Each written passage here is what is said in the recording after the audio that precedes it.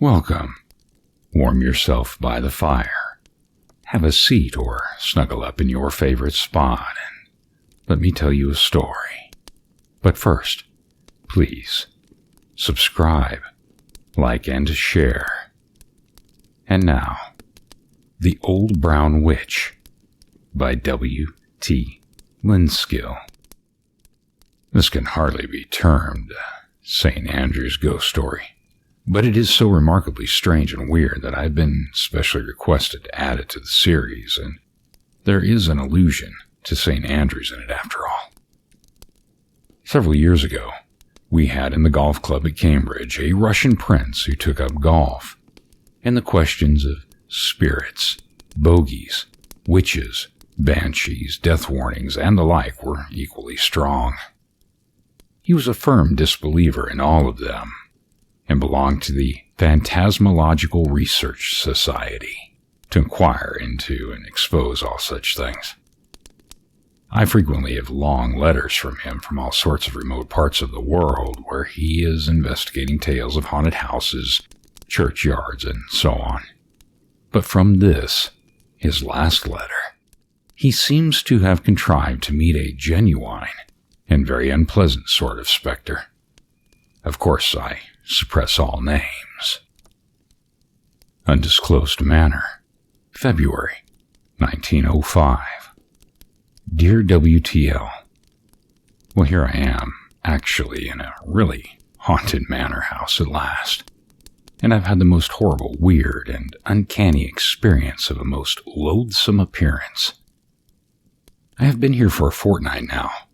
Such a queer, great old house, all turrets and towers and damp wings covered with ivy and creepers, and such small, narrow windows.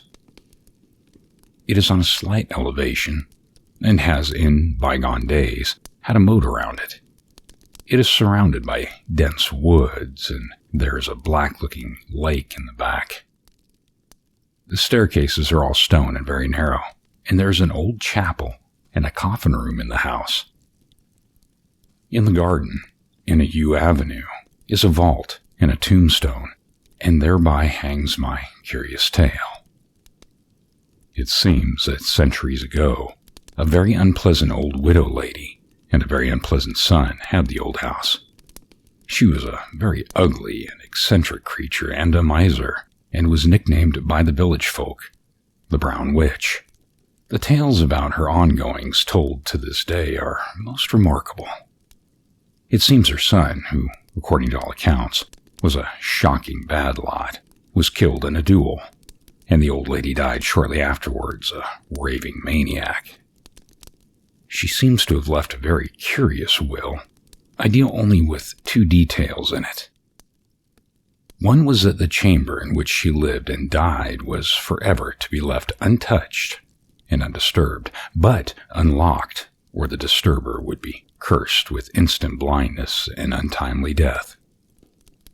The second was that she was to be buried in the vault in the yew avenue that she had specially made for her remains, that she was to be dressed in her usual clothes and bonnet, and that she must be placed in a tightly sealed glass coffin so as to be visible to any intruder. My host told me that the chamber or the vault in the grounds had never been interfered with, but that her appearances had been very frequent to most credible witnesses, and that such appearances all portended some dire calamity to someone. She had appeared and terrified many visitors, both in the house and in the grounds. She had also been seen by the village pastor and by the servants. He had never seen her himself, but he had taken every measure he could think of to unravel the mystery, but in vain. The outdoor servants were terrified and would never remain, and one lady visitor had been nearly driven mad by seeing her peering in a window at dusk. Of course, I laughed at the tale to scorn, and also the story of the alarm bell, which tolled at intervals without any apparent or human agency. Not even the bravest would dare to walk down the yew avenue after nightfall. Well, I had been 10 days in the house before anything happened. I must say the wind and the rats, the owls and the bats, and the tapping noise of the ivy on the old windows at night were rather creepy, but nothing really out of the commonplace till the other night. My room was in a long, narrow old gallery. After cards and billiards, and at about 12:30, I was going off to my well-earned rest and was getting near to my door in the gallery when I saw a faint light coming toward me around a corner. I went into my room and waited to see what was wandering about so late. Then a figure stopped at my door, evidently carrying a lighted old lantern. I raised my candle to have an inspection, and then the horror. I staggered back for a moment. Before me clearly stood the horrible figure of the old brown witch. A cold sweat broke out all over me. Far worse than the description. I saw her brown robe and the poke bonnet, the horrible face, the huge black sockets of the eyes without eyeballs, the nose gone, and worst of all, that fearful grin, the cruel grin of a maniac, a wicked, terrible face. I opened my drawer and seized my always loaded revolver. I shouted loudly and fired once, twice, 3 times. She never moved. Only the horrible mocking smile grew wider and more devilish. I rushed forward, slammed my door shut to the awful sight, and then collapsed back into a chair. I must have hit it each time for certain. An offensive charnel house smell pervaded the air. Then the door flew open, and my host and several men and servants rushed into the room, anxiously asking what was the matter and why I fired. I told them everything. We found the 3 bullets shot into the wall opposite my door. They must have passed through that abominable horror. Need I say I spent a wretched night?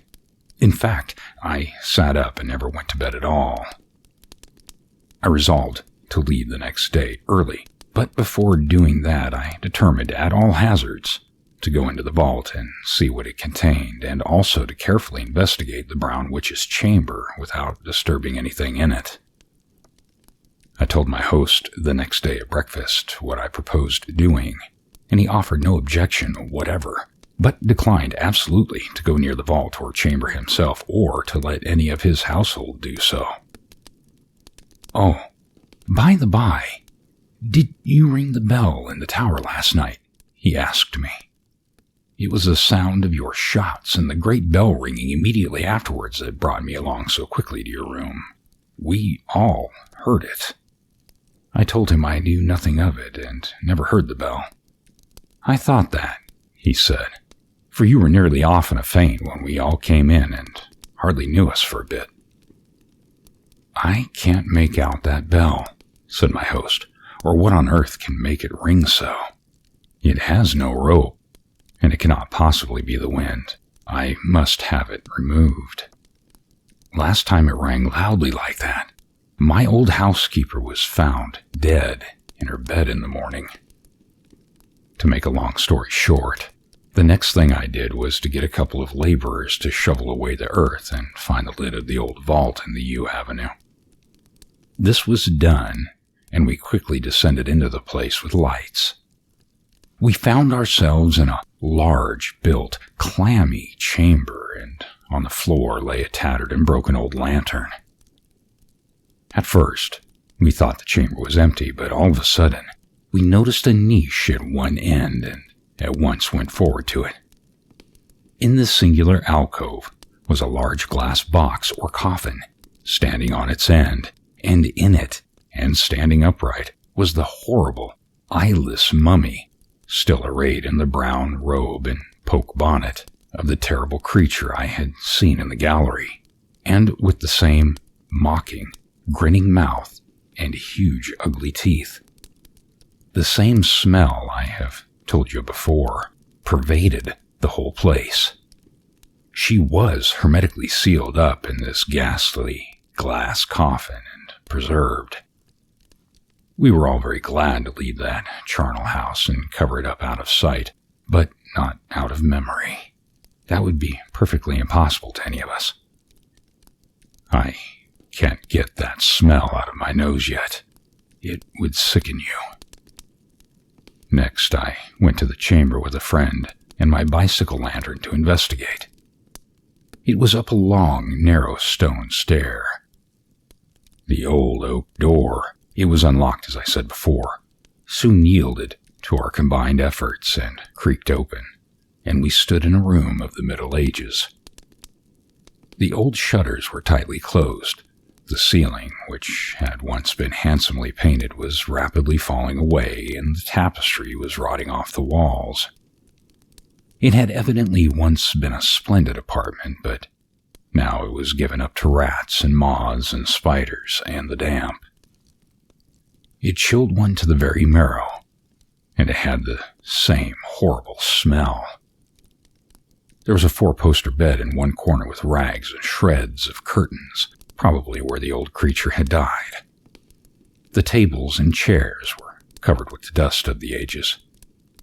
There was no carpet of any kind. An old spinet stood against the wall, and papers were lying all over the place, inches deep in dust.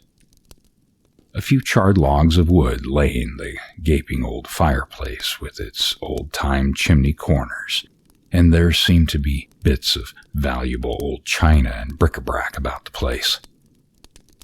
Many pictures had fallen off the walls, but a few faded pencil drawings were still in their places. Just guess my surprise and astonishment when I found they were Scottish views, one of Edinburgh, and one of Crail Church, and 3 of St. Andrews, including the old college and chapel, the castle, and St. Leonard's College with a date of 1676. There was another most curious thing I determined to ask before I left. However, I touched nothing in the room, as I had promised my host, and besides, you will laugh, I had no wish to be stricken with the Brown Witch's promised curse of blindness and ultimate death to any intruder who touched her things. I dreaded her far too much since I had seen her in the gallery and in her tomb, and heard of her bewitched alarm bell, which portended death to someone. Before I left, I mentioned the Scottish drawings in the witch's room to my host, and asked him if he could throw any light on how they came to be there.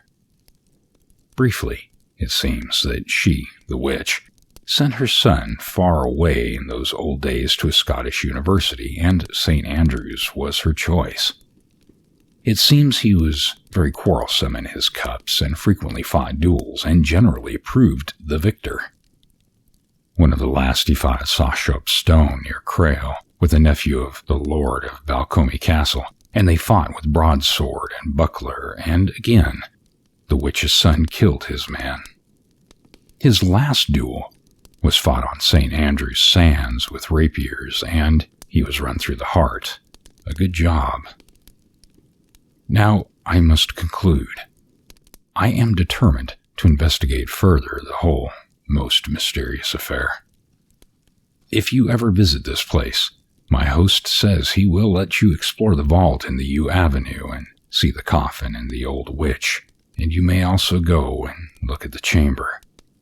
If you ever do, take the advice of an old friend and do not dare to touch anything therein. Your friend to command. The end.